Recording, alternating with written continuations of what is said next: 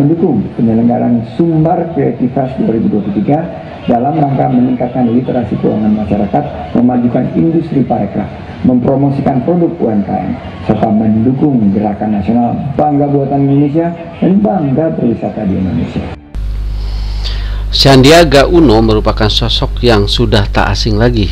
Siapa sangka pria yang dikenal dengan panggilan Mas Menteri ini memiliki kisah yang sangat menginspirasi sebelum akhirnya menduduki posisi sebagai pejabat terkaya di tanah air.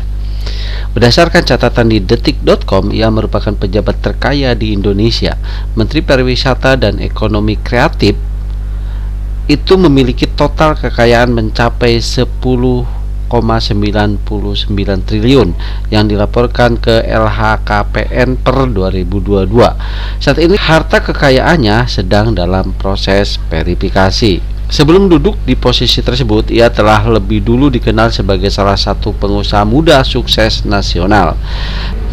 Siapa sangka dirinya mulai membangun usahanya itu usai dirinya menjadi salah seorang korban PHK. Sandiaga mulai meniti karir sebagai konsultan finansial atau keuangan di Medio pada tahun 1990-an. Perjalanan karirnya pun berjalan dengan lancar. Bahkan beberapa kali dirinya bekerja di perusahaan yang bergengsi dengan skala internasional. Namun semua berubah tatkala krisis moneter menimpa Asia. Puncaknya pada tahun 1997 silam. Gelombang kebangkrutan melanda perusahaannya, padahal saat itu dirinya menduduki jabatan bergengsi sebagai eksekutif. Akhirnya perusahaannya pun bangkrut dan Sandiaga menganggur. Di momen inilah dirinya kerap menyebut diri sebagai korban PHK. Di sisi lain, cukup sulit bagi dirinya kala itu untuk mencari pekerjaan baru. Bahkan disebut-sebut lamarannya sampai ditolak 25 perusahaan.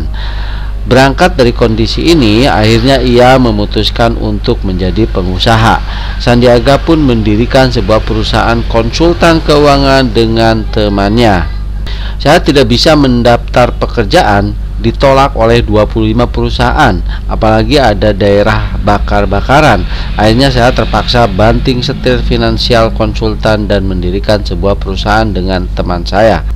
Kisah Sandiaga Uno di acara Inauguration Ceremony The Institute of Financial Consultant di gedung perkantoran Boulevard Jalan Fahrudin Raya, Jakarta. Perusahaan yang ia dirikan pertama kali adalah PT Recapital Advisor. Perusahaan itu didirikan bersama teman SMA-nya, Rosan Perkasa Ruslani.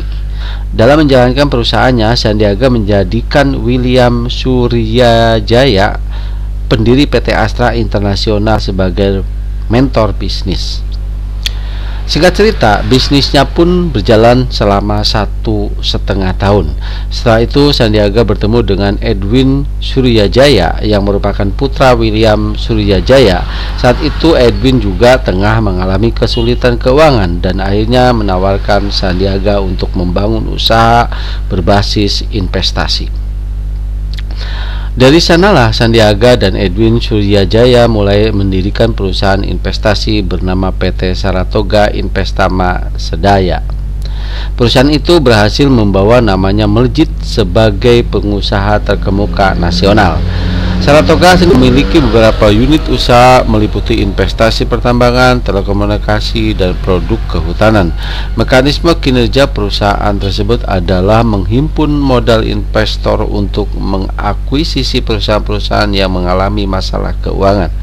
Atas kesuksesannya di Saratoga pada tahun 2005 sampai 2008, Sandiaga Uno ditunjuk menjadi Ketua Umum Himpunan Pengusaha Muda Indonesia atau HIPMI.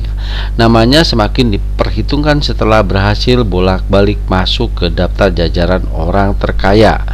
Lalu pada tahun 2009, Sandi mulai masuk sebagai pendatang baru dalam daftar 40 orang terkaya Indonesia versi majalah Forbes.